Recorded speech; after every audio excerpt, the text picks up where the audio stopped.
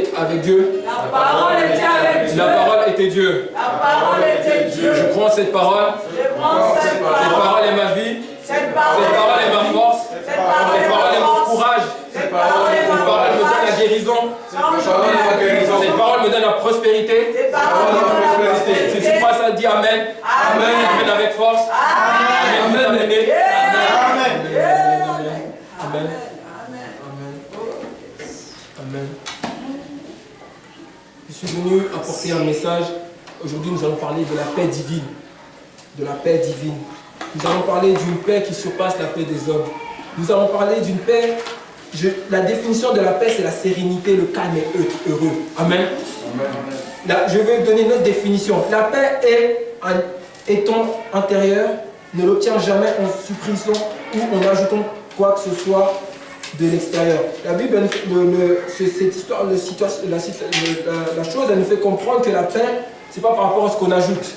La paix, c'est pas par rapport à ce qu'on reçoit. Mais cette paix, elle vient de Dieu. Amen. Donc Romains 14, 17 nous dit: car le royaume de Dieu, ce n'est pas le manger, le boire, mais la justice, la paix, la joie par le Saint-Esprit. Amen. Cette paix vient du Saint-Esprit.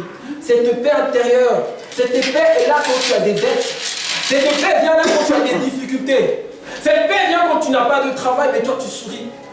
Cette paix est là quand ça ne va pas pour toi dans ta vie. Tout paraît bizarre, tout paraît un échec, tout paraît difficulté. Mais cette paix est là. Cette paix qui te dit: reste calme, souris, sois heureux. C'est cette paix-là que je viens t'apporter. Pas la paix des hommes. Parce que la paix des hommes, elle est varie. Si tu as, tu es content. Si tu n'as pas, tu es fâché. Mais la paix de Dieu, elle ne varie pas. C'est une paix intérieure. Même si les soucis, même si les moments sont difficiles, même si les moments n'arrivent pas à s'arranger, mais tu as cette paix. Tu as toujours cette sérénité. Tu as cette paix dans le cœur. Mon Dieu va le faire. Amen. Tu as cette paix. Entrons dans Marc 4, verset 35.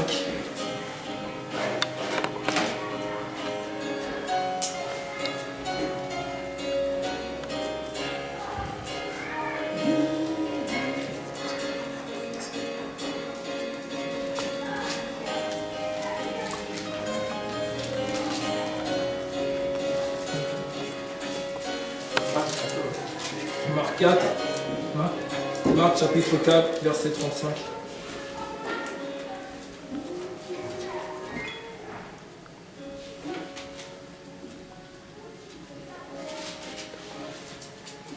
La Bible nous dit, Amen.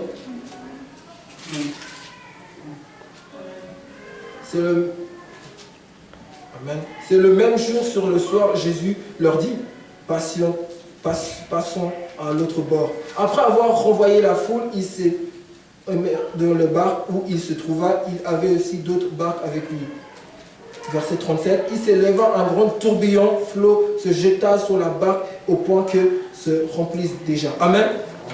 C'est ça que je voulais t'amener. C'est que là, il faut comprendre que Jésus était dans une barque avec ses disciples. Mais ils nous disent que même avec la présence de Jésus, les problèmes ont quand même essayé d'entrer.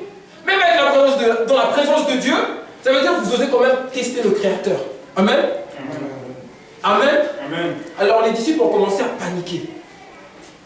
C'est ça que je veux te faire comprendre. Que tu vois, des fois dans ta vie, il y a tout qui paraît difficile, tout qui paraît impossible, tout qui paraît insurmontable. Tu as peut-être des dettes, tu as des difficultés que tu n'arrives pas à gérer et tu commences à paniquer. C'est comme l'eau, elle commence à monter dans ta barque. Tu dis: mais est-ce qu'on va mourir ici? Est-ce qu'on va mourir ici? Comme ils ont dit le peuple. Est-ce que, Seigneur, tu vas nous laisser mourir ici? Tu nous as sortis d'Égypte pour nous laisser mourir ici. Amen. C'est ça que je suis venu te dire. Je suis venu te dire que quand il y a des moments difficiles, quand il y a des moments où tu ne comprends plus rien, quand il y a des moments où tu es endetté de tous les côtés, où tu n'as pas de travail, allons dans le verset 37. Verset 37. Après, verset 37, il lui donna un coup sur le coussin. Il se réveilla et lui dit: Maître, t'inquiètes-tu pas de ce que nous périssons? Amen. Ils sont allés réveiller Jésus. Jésus, regarde, nous sommes en train de périr. C'est comme des fois dans tes situations. Tu es tellement inquiet, tu es tellement désespéré, tu es tellement attristé que tu viens vers Jésus, regarde, nous sommes en train. Mais lui-même, la Bible dit qu'il te connaissait avant que tu sois dans le ventre de ta mère. Il savait que tu allais passer des moments comme ça. Il savait que tu allais avoir de tels problèmes. Il connaissait tout ça dans ta vie. Il avait même prévu ça dans son plan. Parce que la Bible dit quand il allait vers Abraham, il a dit Abraham, tu seras une source, une bénédiction pour les nations. Amen. Mais la Bible nous dit quoi? La femme d'Abraham était stérile. Oh my God. Est-ce que tu comprends ce que je veux dire? La femme d'Abraham était stérile. Ça veut dire que ça paraissait impossible. Laisse-moi te dire que là où ça paraît impossible, Dieu est là. La Bible dit que quand l'homme, la Bible dit là où l'homme s'est limité, c'est là où Dieu entre. Parce que Dieu ne peut pas entrer dans les choses de l'homme. Parce que sinon il va dire oh mais il est comme l'homme. Mais là c'est quand tu deviens comme Job, tu parais tout moisi. Ça ne va plus. Là tu lui dis ok, maintenant je fais mon entrée. C'est pour ça qu'il dit l'Éternel se lèvera le dernier. L'Éternel se lèvera le dernier. L'Éternel se lèvera le dernier. Parce qu'il va te laisser moisir. Avoir des problèmes jusqu'à... Oh Seigneur, moi tes histoires là je vais laisser. Oh Seigneur, j'en peux plus. Des dettes parties, pas de travail, pas d'argent. Qu'est-ce que je vais faire? Où je vais aller? En plus je dois prêcher ta part. Mais qu'est-ce qui se passe Seigneur? Il va dire ok, continue. Il va te laisser, il va te regarder comme il a regardé Jean. Il va te regarder, laisser moisir. Les gens vont dire mais qu'est-ce que toi tu continues dans cette histoire de Dieu? Qu'est-ce que tu continues d'aller toujours à l'église? Regarde tu souffres. Nous sommes bien. Toi tu dis mais c'est là où Dieu veut te tester. C'est là où Dieu veut voir véritablement si tu es en paix ou si tu t'inquiètes. Parce que la Bible dit que c'est l'inquiétude. Ça ne sert à rien de s'inquiéter. Cherchez premièrement le royaume et toutes ces choses vous seront données. Ne vous inquiétez pas du lendemain. Car le lendemain suffira. La Bible nous dit même que celui qui s'inquiète, c'est le païen. De ceux qui va manger, de ceux qui va boire. Ça veut dire que si tu rentres dans une dimension d'inquiétude, tu rentres dans la dimension d'un païen. Si tu fais confiance à Dieu, tu as l'espoir en ce qu'il va faire. Tu dis Dieu, je sais que tu vas faire. Même si ça ne va pas, même si ça paraît bizarre, même si je vois des dettes, mais je sais que dernière minute, tu vas retourner une personne, tu vas ouvrir une porte. Je ne sais pas comment tu vas le faire, mais tu es Dieu. C'est comme ce jour-là. Il y avait une grande famine dans ce pays. Et un prophète est venu annoncer au roi. Tu sais, roi, il va avoir de la nourriture en abondance. Le roi a dit... Si tu me dis ça, il faut qu'on ouvre une fenêtre et que ça descende. Il a dit ok, il va voir, comme toi tu doutes avec la parole, tu vas voir mais tu ne toucheras point. Tu ne toucheras point. Alors la Bible nous dit quoi? Qu'il y a des personnes, des Hébreux, 10 Hébreux qui sont entrés. Alors les gens crurent que c'était des chars qui rentraient dans une ville. Des chars qui rentraient dans une ville, ils sont entrés. La Bible dit que ces personnes sont parties. Après, ils sont entrés. Ils ont appelé le roi pour lui dire qu'il a à manger. Le roi s'est dépêché, précipité. Il nous dit qu'il s'est fait tuer. Pourquoi? Parce qu'il n'a pas cru à la parole. Parce qu'il a douté de la parole de Dieu. Il a dit, oh, si ça se fait, il faut que tu ouvres une fenêtre. Alors il a dit, ok, tu verras, mais tu ne toucheras point. Et à cause de ça, il s'est fait tuer. C'est comme quand Abraham, Sarah, on lui a dit, tu seras enceinte. Elle a rigolé parce qu'elle était stérile. Alors Dieu lui a dit, ok, toi tu rigoles, tu te moques, d'accord. Alors il a fait taire Abraham jusqu'à la promesse s'accomplisse. Il a fait taire muet Abraham jusqu'à la promesse s'accomplisse. Elle a dit, non, je n'ai pas rigolé. Je n'ai pas rigolé. Elle a douté. Elle me dit que si ça tarde à ton âme, elle a assurément, elle s'accomplira. Amen. Amen. Amen. La promesse est là. Tu sais, c'est pour ça qu'on dit, le royaume des cieux appartient aux violents. Le royaume des cieux appartient aux violents. Je peux vous raconter un témoignage. Ce matin, j'étais dans ma chambre. J'avais des soucis, des graves choses. Je me suis mis à genoux. Vous savez, il y a des moments où il faut être violent dans ta vie. Il y a des moments où il faut en avoir marre. Je me suis mis à genoux. Il n'y avait pas de pasteur. Je ne savais pas qui c'est qui pouvait me délivrer de cette histoire. Je me suis mis à genoux. Je me suis mis comme ça à genoux. J'ai dit, Éternel, délivre-moi de cette histoire. Délivre-moi de cette histoire. Délivre-moi de cette histoire. J'ai créé l'atmosphère. J'ai commencé à l'adorer. J'ai commencé à le louer. J'ai commencé à l'adorer. À le louer. Après cette atmosphère, j'ai crié. L'esprit qui était en moi, il a sorti. Il a commencé à bouger. Il y a des moments où tu dois être violent avec toi-même. Il y a des moments où tu dois refuser. Il y a des moments où tu dois, comme je dis, avoir cette sérénité, cette paix. Aie confiance en ton Dieu. Ton Dieu ne t'a point oublié. Ton Dieu ne t'a point laissé. Ton Dieu ne veut pas que tu restes dans cette situation. Ton Dieu a des plans, des projets pour toi. Ton Dieu refuse ta situation. Mais à toi de le faire confiance. À toi d'avoir foi en lui. La Bible nous dit, continuons le verset. Continuons le verset. Continuons le verset.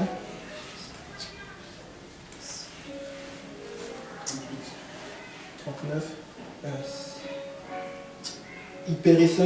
39. Se réveille, il menaçait le vent. Il dit à la mer, silence, tais-toi. Le vent cesse et il y a un grand calme.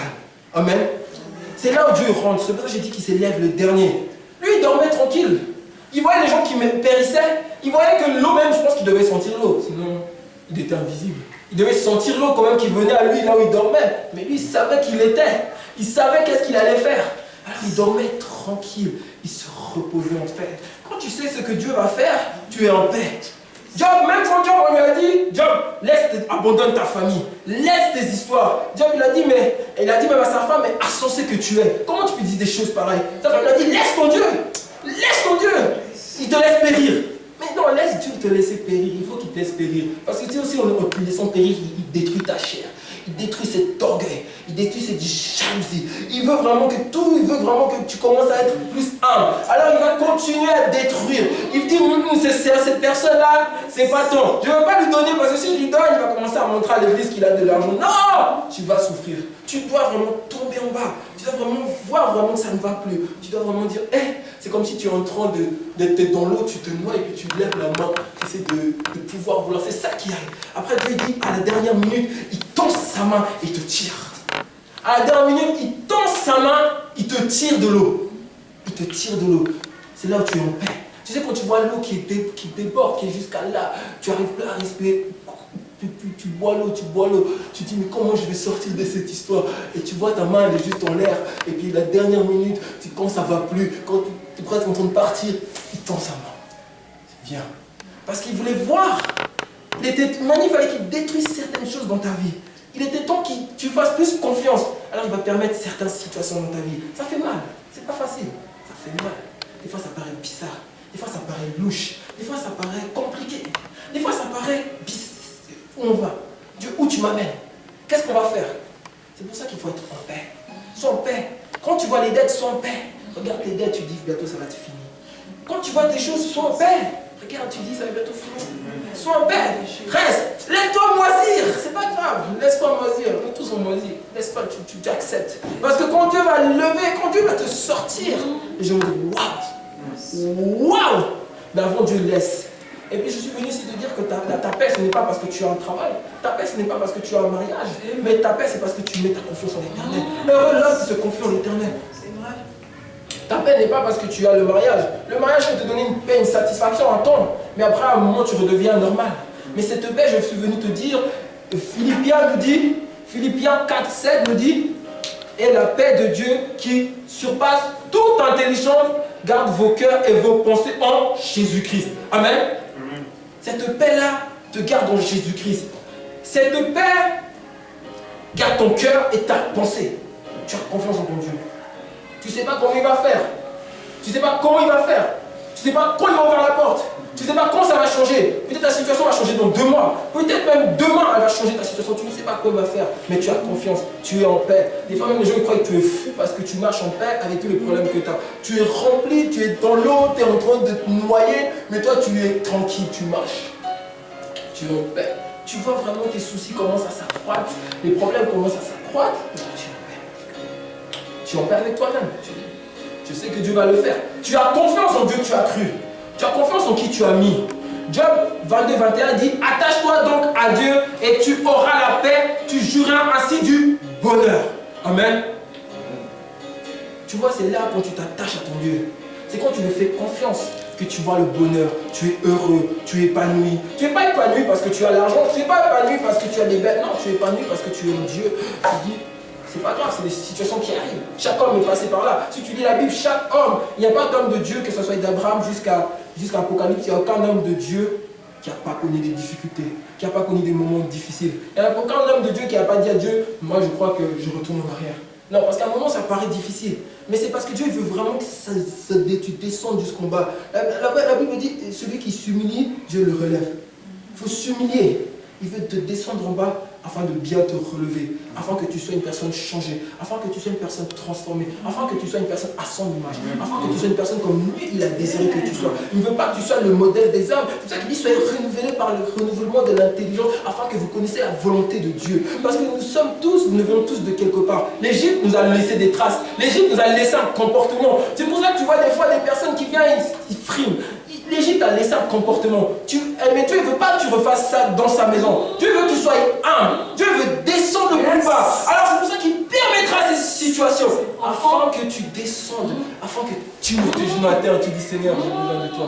Là maintenant, sauve-moi. C'est là où maintenant il va lever la main. Il va dire voilà, tu as compris, tu t'es humilié. Quand j'ai mis mes genoux à terre, Dieu l'a vu, il s'est humilié mon fils. Il a dit non, je ne veux pas le regarder comme ça, le laisser dans cette situation. Je vais aller le secourir. C'est là où Dieu te secourt. C'est là où Dieu vient à ton secours. Il te tire et dit viens avec moi. Parce qu'il a vu que tu t'es humilié. Il a vu que tu es descendu. Il a vu que tu as dit bon, j'accepte ça. Tu as accepté ça parce que tu savais que ton Dieu allait t'en délivrer. Quand Job, on lui a appris qu'il était fou. Il tombait malade, il puait. On disait mais Job, c'est comment? Mais il a dit non. Il sait que l'Éternel va il va se lever un jour. Il sait que l'Éternel, un jour, il va mettre sa main. Il sait que l'Éternel, il le contrôle de cette situation. Amen. Il savait que Job le savait. Maintenant, toi aussi, est-ce que tu as cette confiance-là? Est-ce que tu as cette sérénité? Ou quand tu vois les dettes, tu commences à Seigneur. Quand tu vois les problèmes, Seigneur, qu'est-ce qu'on va faire de cette histoire? Mais bon, ça va. Paul est enfermé en prison. Combien de seigneurs il devait dire? Combien de seigneurs? Mais lui-même, une fois, j'ai lu son histoire, j'ai dit, Paul, tu peux dire ça? Il aimait cette situation que Dieu lui mettait en prison.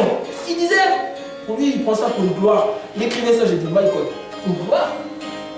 Toi, juste, tu vois les problèmes, les difficultés, les souffrances, les soucis. Ça ne va pas si. Oh, on ne veut pas te parler. Oh, on fait ça. Oh, comme si. Oh, tu commences à voir, tu manques de paix. Tu es toujours sous stress. On doit même te donner des antibiotiques. Oh, tu dois prendre des antibiotiques anti-stress, anti-comme si. Oh, il faut que tu dormes des somnifères. Oh, c'est pas possible. Et la paix, sois calme, c'est laisse Dieu faire son travail. Dieu il t'a appelé. Tu vois que Dieu t'a appelé pour te faire souffrir. Bon, donc Dieu c'est comme il est devenu donc quelqu'un qui aime faire souffrir les gens. Je vous appelle, allez venez, on vous fait souffrir, on vous fouette un peu, on vous fait passer des moments difficiles. Et après, bon, je vous la garde. Je vous laisse comme ça. Non, Dieu n'est pas comme ça. Dieu te fait passer des moments difficiles afin que tu grandisses. C'est dans les problèmes que tu grandiras. C'est dans les difficultés que tu grandiras. Comment tu sauras qu'est-ce qui n'est pas bien? Comment tu sauras qu'est-ce qu'il faut faire en telle situation? C'est dans ces difficultés-là que tu grandiras. C'est dans ces difficultés-là que ça va plus. Des fois, ça va plus. Des fois, ça paraît tout compliqué. Des fois, tu demandes, mais qui va m'aider? Mais personne ne va t'aider. C'est Dieu qui va t'aider. Nous, on n'a plus cette force des hommes. C'est là où Dieu veut aussi t'amener à un point où que toi, tu comprennes qu'il n'y a que Dieu qui peut venir à ton secours. Il est là où Dieu veut t'amener à un point où tu dis qu'il n'y a que Dieu qui peut venir te sauver. Amen. Amen. Amen. Amen. Amen. Donc, Psaume 125 qui dit ceux qui se confient en l'Éternel sont comme la montagne de Sion. Elle ne chancelle point, elle s'affermit pour toujours. Amen. Ceux qui se confient, la montagne, tu as déjà vu une montagne bouger? Non, la montagne elle tient droit, la montagne elle ne bouge pas, la montagne elle ne bouge pas, même si le vent, les tempêtes, j'ai jamais vu une montagne bouger. Non. Alors il dit, sois comme la montagne de Sion, confie-toi en l'Éternel. Confie-toi, peu importe, tu ne comprends pas, tu dis Seigneur, je me confie en toi, j'ai confiance en toi. Parce que aussi la foi, c'est avoir confiance en Dieu. La foi est une affirmation des choses qu'on espère et des qu'on ne voit pas. Tu as la foi quand tu démontres que tu as confiance en Dieu, quand tu espères en Dieu. Tu espères qu'il va changer cette situation. Tu n'es pas là toujours en train de pleurer, tu n'es pas toujours là en train de défaitiste. Tu n'es pas toujours là en train de dire qu'est-ce qui se passe dans cette vie-là? Est-ce que moi je suis appelé? Est-ce que je suis né pour souffrir? Est-ce que Dieu m'a appelé pour souffrir? Tout ça. Job, il a parlé comme ça à un moment. Dieu lui a dit, mais comment toi, homme, tu puisses dire de telles choses? Est-ce que toi tu étais là quand j'avais créé le jour, la nuit? Est-ce que toi tu étais là quand j'avais fait ça? Il a commencé à lui montrer qu'il n'a rien fait. Il a commencé à lui dire, mais est-ce que toi tu as fait ça? Toi tu parles, tu dis, oh non, mais est-ce que tu as été là? Après il a dit, as-tu commandé à l'horreur? As-tu commandé au matin? Job a eu honte. Il a dit non, qu'il n'a jamais commandé au matin. Tu sais, le combat commence le matin. C'est le matin où il commence à t'attaquer. C'est le matin où il commence à venir contre ta vie. C'est le matin où tu dois te lever et puis réprimer les paroles. C'est le matin où ta journée, soit t'es gâchée, soit elle est réussie. C'est le matin. C'est pour ça qu'il a dit, Dieu, est-ce que as-tu commandé à l'horreur? Amen. Amen. suis vraiment venu te dire que ta paix ne dépend pas de ce que tu vis, mais ta paix dépend de l'Éternel. C'est pour ça que la Bible dit, car le royaume des cieux, c'est pas le manger, le boire, mais la justice, la paix par le Saint-Esprit. Amen. C'est ça. Donc, je sais vraiment t'amener ça. Et puis, je vais te donner juste un dernier verset. Matthieu 11, 28. Venez à moi, vous tous qui êtes chargés, et je vous donnerai du repos. Matthieu 11, 28. Venez à moi, vous qui êtes fatigués et chargés, et je vous donnerai du repos. Amen. C'est Dieu qui te donne ton repos. Quand tu es fatigué et chargé, quand tu as des difficultés trop lourdes, tu vas amener ça à Dieu et la Bible dit qu'il te donne le repos, il te donne cette paix-là. Il te donne cette paix, ça paraît bizarre parce que c'est une paix pas humaine. Parce que les hommes sont contents quand ils ont un nouveau travail et dès qu'ils sont fâchés. Mais non, toi tu es content même si tu n'as pas de travail, tu es content dans ta situation. Les gens ils te comprennent pas, ils disent mais comment tu as cette paix-là? Comment as-tu cette paix? C'est-à-dire que ça s'appelle la paix divine. C'est une paix qui surpasse toute connaissance. C'est une paix qui surpasse toute intelligence. C'est une paix qui surpasse toute pensée. Même les hommes ne comprennent pas comment cette personne, est-ce qu'elle est fou bien dans tout ce qu'elle vit. Mais elle est en paix. Elle rigole. Elle sourit. Mais nous, on se fait virer de notre travail, on commence à pleurer. Mais lui, il rigole parce qu'il a été viré de son travail, parce qu'il sait que Dieu il a un meilleur travail pour lui. Amen. Il sait que Dieu il a le contrôle de sa vie. C'est pour ça que je suis venu te dire, garde la paix, sois en paix. Ne laisse pas les situations de la vie te t'attrister. Ne laisse pas les situations de la vie te bouleverser. Ne laisse pas les situations de la vie te mettre en bas. Ne laisse pas les situations de la vie te décourager. Ne laisse pas ça. Parce que la vie, parce que tu sais que s'il y a un problème qui se finit, un autre problème arrive. La vie, c'est une succession de problèmes. Alors tu vas finir un problème, un autre qui va arriver. Alors à chaque fois, si tu veux la paix à cause des problèmes, tu n'auras jamais la paix. Tu n'auras jamais la paix. Mais si tu veux cette paix de Dieu, que Dieu t'amène, cette paix divine, cette paix qui te rend serein, heureux, quand tout va pas, quand tout paraît, quand tu es dans l'eau et puis tu es presque en train de te noyer, tu as la tête sous l'eau et tu as juste la main levée. Si tu veux cette paix-là, c'est que Dieu qui peut te la donner. C'est que Dieu qui est capable de te la mener. C'est que Dieu qui est capable de te la donner. Et la Bible dit qu'il a donné à ses enfants par le Saint-Esprit. Ça veut dire qu'il t'a accordé le Saint-Esprit. C'est le Saint-Esprit qui est l'esprit de paix. C'est à cause de lui que tu as la sérénité. C'est à cause de lui que tu es joyeux. Le monde, tout le monde entier, le monde, toutes les démocraties ont été faites pour trois idéologies. La paix, la joie, la justice. Amen. Tu vas demander à tout le monde, ceux qui cherchent c'est la paix, la justice, celui qui fait des problèmes doit être en prison, et puis cherche la joie. C'est pour ça que tu vois, il y en a beaucoup qui prennent des médicaments, qui dorment, ils n'ont pas la paix, ils n'arrivent pas à dormir en paix. Mais Dieu t'a donné cette paix. Tu sais aussi, la Bible dit que dans un verset, il dit que ceux qui ont cette paix-là, ils s'appellent en fils de Dieu. Ça veut dire que tu rentres dans une autre dimension, tu rentres dans une dimension de fils quand tu as cette paix. Tu prouves que tu es enfant de Dieu, tu prouves que tu fais confiance à ton Père, tu prouves que tu es son fils. Tu es plus cet enfant qui est toujours en train de chialer, de pleurer.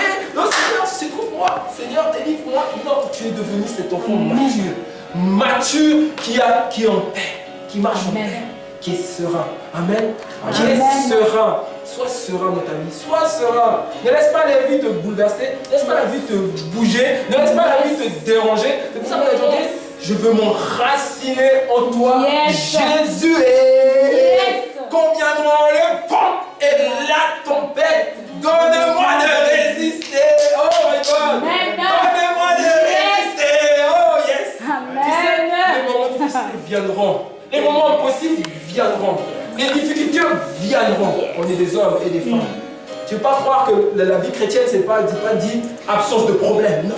Mais la Bible dit tout est possible à celui qui croit. Amen. Oh, tu rentres dans une dimension. La dimension du tout est possible. Oh my God. Tu rentres dans cette dimension du tout est possible.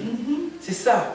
On ne te dit pas que tu n'auras pas de problème, mais on te dit que tout est possible. Si toi tu crois que tes factures seront réglées, que ce soit fait selon ta foi. Si tu crois que ce problème sera réglé, qu'il te soit fait selon ta foi. Si tu crois que cette histoire va finir, qu'il te soit fait selon ta foi. Amen. C'est ça que je suis venu te dire. Sois en paix, sois tranquille. La vie est une succession de problèmes, mais gloire à Dieu, Dieu nous fortifie, Dieu nous protège. Même les membres pourraient être en paix. Nous-mêmes les prédicateurs, on est venus ici. Dès qu'on rentre chez nous. Et une fois, je suis rentré chez moi, j'avais fini un message. J'ai senti une présence forte du diable fâché contre ma vie. Il me dit, mais pour qui tu te prends? Vraiment, cette présence qui vient quand t'es là. C'est cette présence qui vient, qui dit, mais laisse, sors-toi d'ici. Tu dis, mais nous-mêmes les prédicateurs, si tu voyais, des fois les pasteurs vous croyez qu'ils sont bien, mais si tu voyais, tu dirais, Seigneur Jésus. Mais non, mais nous, on a dit quoi? On décide d'avoir la paix, peu importe les situations. Amen. C'est ça que je demande à Dieu maintenant. La paix. Même si ça ne va pas, même si je n'ai pas de travail, pas grave. Dieu est au contrôle. Dieu m'a créé, Dieu m'a appelé. La Bible me dit qu'il a un destinée, il a un plan pour moi. Alors s'il a un plan pour moi, ça veut dire qu'il va me sortir de cette situation. Cette situation ne va pas durer. C'est pour ça que la Bible dit la foi, tu fais en fonction des choses que tu espères. Si tu espères sortir de ta situation, Dieu te sortira de cette situation. Mais si tu espères, tu vas te noyer là-dedans, tu vas aussi te noyer là-dedans. C'est toi que je suis venu te dire, aie confiance en ton Dieu. Amen. Cette paix divine. Que cette prie aujourd'hui que Dieu se donne cette paix. Prie que Dieu t'accorde cette paix. Amen. Quand les situations, c'est pour ça que nous avons chanté Je veux m'enraciner en toi. Moi, ça m'est arrivé ces derniers temps, je ne me suis pas enraciné, je me suis un peu éloigné parce que c'était plus facile. Je disais même à ma mère, comment cette histoire-là, même une fois, j'ai appelé mon papa, le pasteur Christo, je lui ai dit, papa, il m'a dit, fils, t'es un champion, t'inquiète pas. C'est des choses qui arrivent, prie seulement, fais confiance à ton Dieu. J'ai dit, ok, je vais faire confiance à mon Dieu. C'est ce que j'ai fait, je fais confiance à mon Dieu. Même si ça ne va pas, je sais qu'il me contrôle, je sais qu'il gère tout, je sais qu'il connaît tout. La Bible dit qu'il voit tout. Il tient le monde entre ses mains. Amen. Et il dit dans ce monde-là que je suis son enfant. Alors est-ce que vous croyez vraiment qu'un parent est fou pour lui dire, mais vous, parents méchants que vous êtes, vous savez donner des si bonnes choses à vos enfants. Comment moi, l'Éternel, je ne puisse pas donner de bonnes choses à mes enfants? Amen. Il a donné la meilleure chose, c'est le Saint-Esprit, l'Esprit de Père. Mais vous donnez des bonnes choses. Vous croyez que l'Éternel, vous croyez qu'un Père, c'est pour ça qu'on l'appelle Père, on ne l'appelle pas Père parce que c'est... Mais on l'appelle Père parce qu'il a une dimension de Père, il a une dimension d'amour, il a une dimension de miséricorde. Ton Père, quand tu fais une erreur, il ne va pas te frapper, il va t'assurer, il va te dire fils, comme ça, il va être miséricorde avec toi, même si tu as fait une grave erreur, mais il va te dire non, c'est pas grave, la prochaine fois tu ne fais plus ça. Amen. Amen. Même si tu fais des fautes, ton Dieu te pardonne. Même si ça ne va pas, ton Dieu est avec toi. C'est pour ça que les personnes comme David avaient compris quelque chose. C'est pour ça que David, il avait compris la dimension déjà de berger, il avait compris la dimension de père. Ça, il dit que quand je passe la vallée de la mort, je ne crains aucun mal. Ta roulette dans mon bâton me rassure.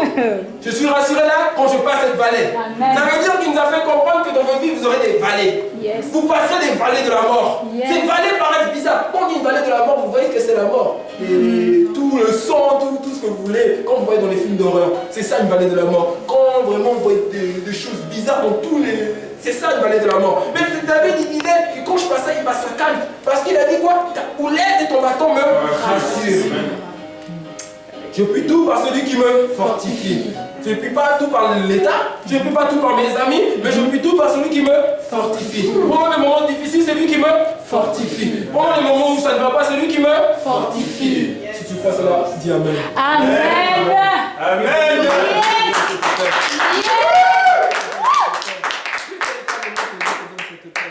Nous avons tous passé des moments difficiles. Oh my God.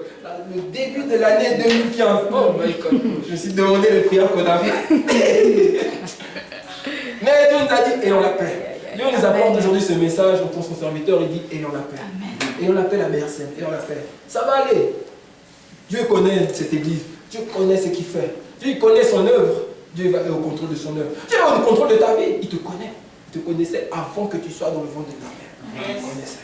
Il ne te connaît pas que d'aujourd'hui parce que tu as accepté le Seigneur. Il dit même avant qu'on ait accepté, il nous aimait déjà.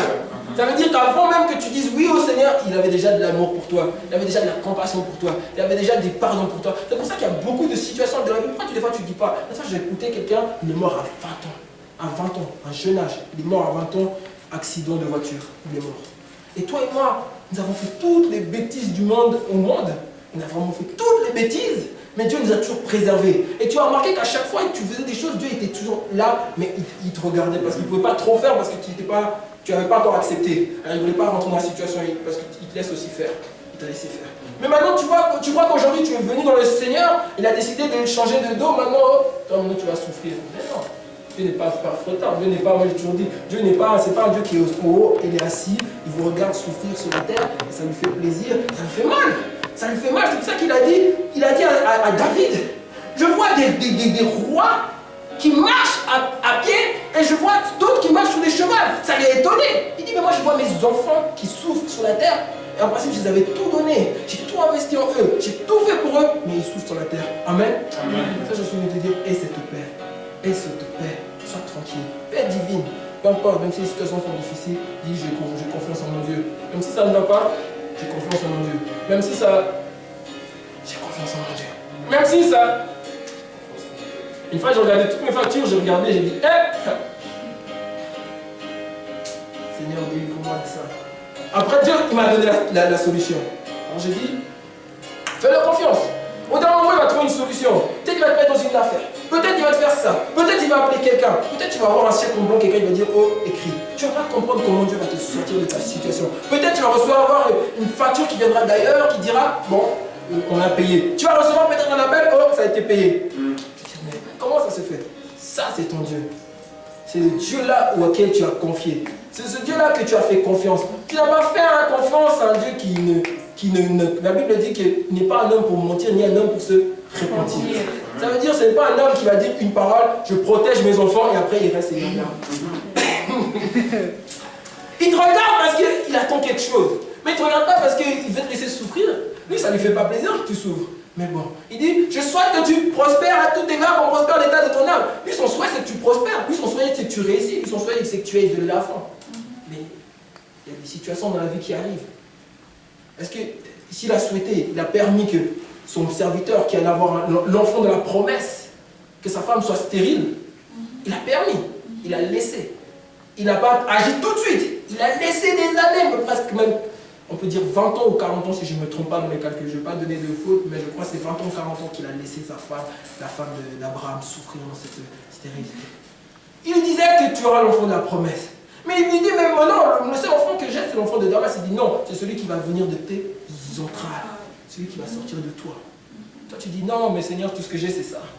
Il dit, non, c'est pas ça, moi je veux, c'est ce qui va venir de toi. C'est pas ce qui vient de quelqu'un d'autre, c'est ce qui va venir de toi. Alors après, Abraham, il a fait confiance à son Dieu, et la Bible nous dit que, aujourd'hui, la Bible nous dit que c'est le Père d'une multitude de nations. C'est le Père d'une multitude de nations. Pourquoi? Parce que Dieu lui a promis. Mais quand Dieu lui a promis, il a passé ce temps-là de difficulté, ce temps-là où sa femme était stérile. Mais quand la Bible dit que les promesses de Dieu s'accomplira assurément. L'autre fois, je disais un verset, la Bible nous dit que la parole de Dieu, quand elle descend, elle a un effet. C'est-à-dire que la parole de Dieu, elle est comme un missile. C'est-à-dire que la parole de Dieu, c'est comme un missile. Ça veut dire que si ça doit aller, ça va. Ça ne peut pas venir dans une vie et rester la même chose. Si ça vient, la Bible dit, c'est à cause du cœur. Mais si ça vient, il faut que ça change. La parole de Dieu, elle bouleverse les systèmes. La parole de Dieu, elle bouleverse les situations. La parole de Dieu, elle dérange. C'est ça la parole de Dieu. C'est-à-dire que quand Dieu a dit quelque chose sur ta vie, il le fera assurément. Quand Dieu a décrété un truc sur ta vie, il le fera assurément. Amen. Amen. Tout ce que moi je suis venu te dire est cette paix. Amen. Sois en paix, sois calme. Les situations ne sont pas faciles pour personne. Personne ne peut se lever et dire, oh, moi tout va bien. Non. Que personne non. Ici. Non, personne ne peut me lever. Mais aie confiance en ton Dieu. Il t'a donné cette paix quand tu es venu dans le Seigneur, parce qu'il savait que tu allais passer des temps difficiles. Il savait qu'il fallait qu'il t'investisse cette paix, sinon tu allais commencer à perdre la boule, comme un peu ceux de ce monde. Perdre la boule, ils commencent à chercher comment ils vont faire quand il y a tous les problèmes. Comment ça se gratter la tête, j'ai plus de travail, comment je vais payer mes factures. Comment je vais payer mes factures. C'est ça. Mais toi, tu ne t'inquiètes pas pour ça. Dieu est au contrôle. Je ne sais pas quand Dieu va faire la chose. Il peut laisser la chose, comme j'ai dit, comme Job il peut laisser la chose pourrir. Mais à la fin, il va te nettoyer. À la fin, il va te lever. Il va te sortir de ta situation. Amen. Amen. Amen. Levons-nous et puis prions notre Dieu. Prions notre Dieu qui nous accorde cette paix. Prions notre